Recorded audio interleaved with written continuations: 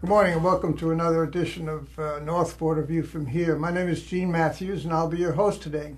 Today we have from the Solid Waste Division, Monica Bramble. Welcome, Monica. How are you today? I'm doing well, thank you. Okay, fine. Would like to know a little bit about Monica and where she comes from, what she's done, and what she's doing now. Okay. Well, I've been with the city for 5 years and I came from Spokane, Washington, my hometown where I was born and raised. Work for Solid Waste Division, and we have a team of 33 employees, and we visit every home and every business each week, picking up their garbage, their recycling, and their yard waste. In fact, in the city of Northport, we have over 27,000 homes and over 280 businesses that we visit. Wow, that's quite a... So you must get a wide variety of stuff every week. We do. Or every day of the week. But you're working 5 days a week, right? Correct. All the time. You're out there picking up all our We're out there picking up holidays, rain, anytime. Okay, good. Well, speaking of holidays, you got the Christmas season coming up, and I know you can tell every house on Christmas Day where there's kids living. Yes. Because there's a mountain of paper and boxes and wild kids outside playing with all their toys. So, what do you do to cope with something like that? That's a big addition. Yeah, in the holiday season, as people generate 25% more waste. Now, generally, the city of Northport, we have about 30,000 tons a year of waste. You and I generate, on average, 4 pounds a day. But during the holidays, that shoots up. We generate, like I said, 25% more garbage, and that's a lot of stuff, which we'd really like to not put in a landfill, but try to reuse or reduce or recycle the material. Yeah, well, that would be a good idea.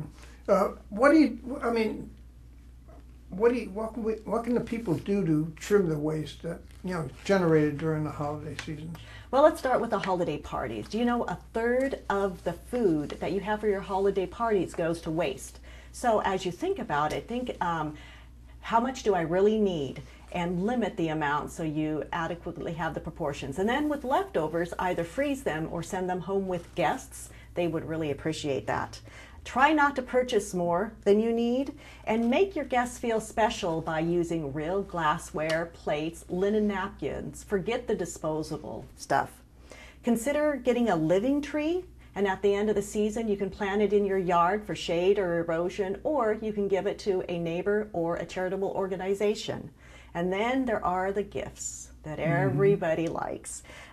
When you think about gifts, think about waste-free gifts. There's a whole list of items that you can utilize. Memberships to clubs, you can get gift certificates, tickets to an event. One thing we're blessed with in this area is great venues for arts and culture. So think of that when you think of gifts. We also have a lot of hunters and fisher people in this area. Think about a hunting, fishing license.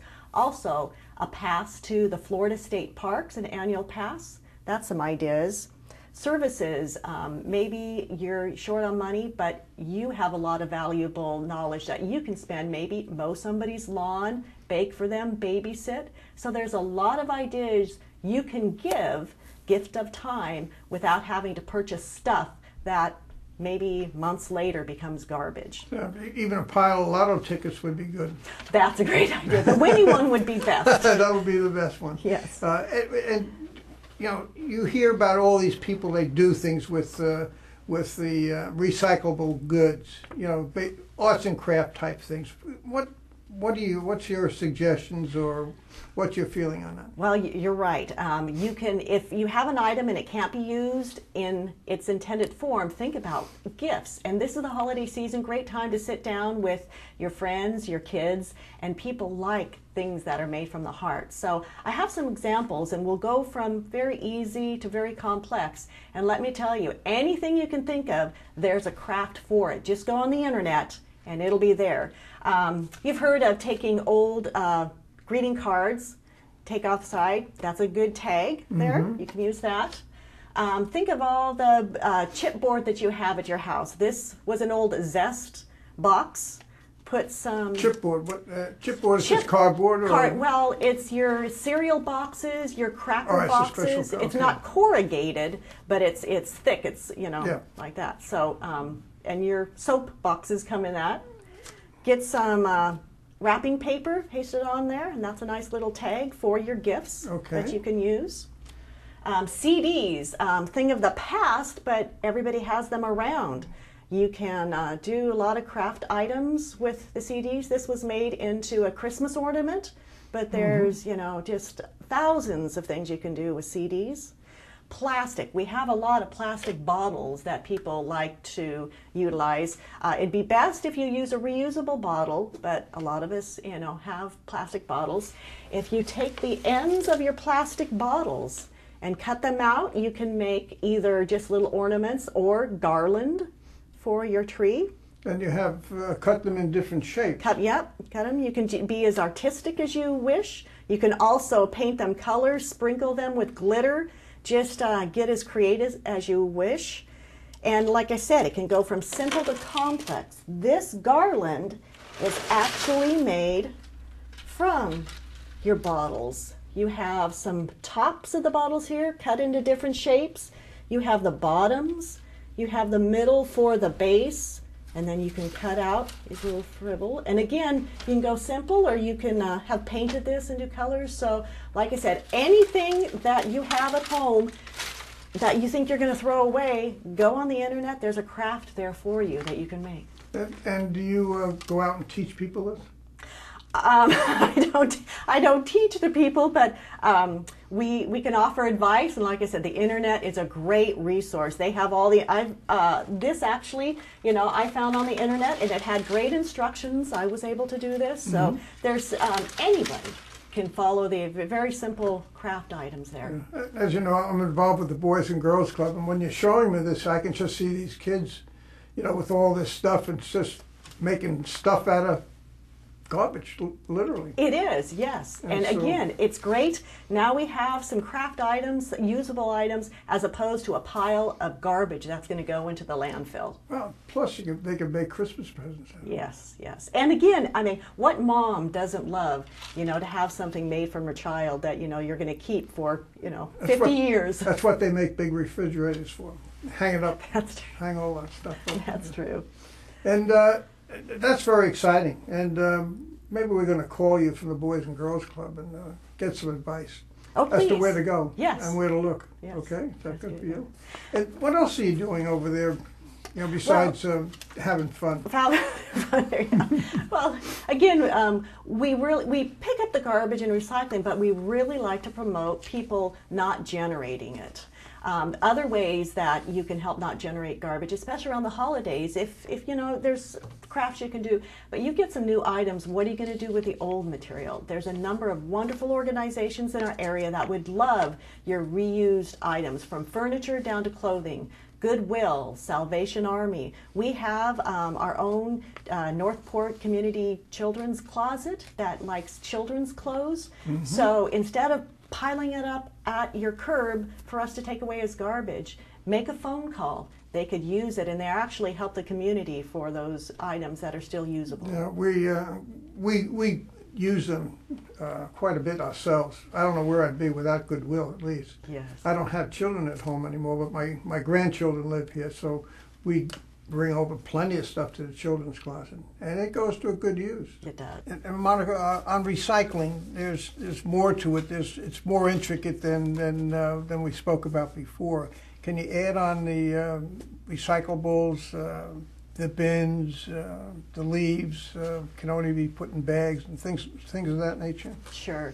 Now recycling, anything can be recycled, but here in Northport, we only take a limited number because we have to have a place to take that will accept the material. So in our recycling program, you should have 2 bins. One bin is for what we call commingle, your plastics, your glass, and your tin and aluminum. Plastics, at the bottom of the plastics or on the carton should be a little triangle, and there's a number inside of it. We take all numbers except number 6, which is styrofoam type material. So you should have one bin, put all that, your commingled material, and your other bin for your fiber products, your paper products, such as cardboard, chipboard, which we mentioned is your cereal boxes and cracker boxes, junk mail, paper, old magazines, all that should be in your paper material. Now, yard waste, there's two ways you can get rid of yard waste. We collect it every week on the curb as long as it's properly prepared. And when I say properly prepared, it means you either get a regular 32-gallon garbage can from a local home improvement store, fill that up, or those craft paper bags you can also use to put the material in, or if you have something like palm fronds, you can bundle them, tie them up, make sure that it's not over 35 pounds or 4 feet in length. Now, if you have a big project and you don't want to go through the time and effort of properly preparing the yard waste, we also take that as bulk. So you can just pile it in the right of way. You need to call us ahead of time again so we can schedule a special truck to come pick up your yard waste. Will that count as one of those 2 pickups? It can, yes, it can count as one of your free bulk pickups for there. One question I get asked every once in a while is, why are the garbage trucks on River Road going north? You know, and I always I do the best explaining, but you explain it to the folks. Well, the trucks that are going on River Road are recycling trucks, and they go to what is called the Jackson Road Transfer Station, and that's where they dump the recyclable material. The ones you see that may go up and down 75 are actually going to the landfill. The landfill that we dump the garbage in is up in Nokomis off of Knights Trail Road, and it's actually a 48-mile round trip for us. So that's the trucks you see going up 75 are actually going to the landfill there. That's a good operation for the Kiwanis Club. So, what else do you? I mean, you must do more than. We do. Like I said, education is a big part of it, but then we do the basic pickup. Now, we collect your garbage, your recycling, your yard waste every week, and if you we like to give people more information, you can go on our website and know exactly what we take in our recycling program, how you can place your yard waste. Also, when you have large material to place out, we call it a bulk pickup. Yes. You, as a resident, you get 2 free bulk pickups. They're limited to 5 cubic yards, but you need to schedule those. So give us a call. As long as you call at least the day before your collection, we will pick that up on your next collection day. But we'd like you to schedule it because there's a special truck that we send. So we have all opportunities for you to get rid of your items.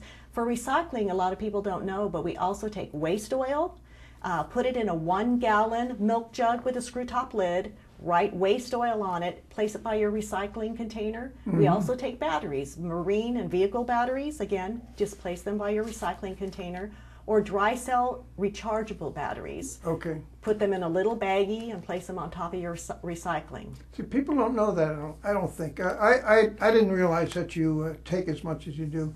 But let's say they have 4 or 5 times that they need you to pick stuff up. Is there a charge after that, or is it? And what's that based on? Yeah, after the 2 free bulk pickups, there is a charge. It's $12 a cubic yard. So if you're not sure what we can do, give us a call. We'll come out there and give an estimate and let you know what the size of your bulk pile is, and then you know how much that's going to cost. Could you pick something up as large as a rider mower? We do. Couches. Again, we send a special truck. That's why we ask that you call us. I've seen the truck. You have a lift on it. Yeah, it's a big claw that comes and picks it up and places it in the truck bed. So yeah, large items we can have no problem picking up. Okay.